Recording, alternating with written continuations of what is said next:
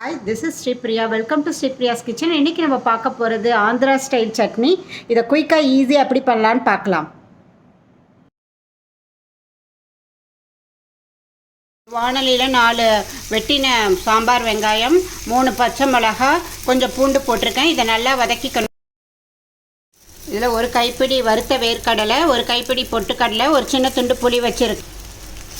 வெங்காயம் நல்லா வதங்கிடுச்சு. இதில் போட்டு ஒரு 10 செகண்ட்ஸ் வதக்கிட்டு நம்ம ஸ்டவ்வை ஆஃப் பண்ணிடலாம். ஆறினோன்னு மிக்சியில் போட்டு அரைச்சி எடுத்துக்கலாம். 1/2 ஸ்பூன் போட்டிருக்கேன். 1/2 டம்ளர் வாட்டர் விட்டு நல்லா அரைச்சி எடுத்துக்கணும். சட்னி ரெடி. இது நம்ம நல்லா எவ்வளோ வேணால் தண்ணி விட்டு கரைச்சிக்கலாம். தாளிப்பு வச்சுருக்கேன். கடுகு, உளுத்தம்பருப்பு, கருவேப்பில்லை போட்டு நல்லெண்ணெயில் தாளிச்சிருக்கேன். இதை போட்டு நல்லா மிக்ஸ் பண்ணிவிட்டு சால்ட் செக் பண்ணிட்டா சட்னி ரெடி.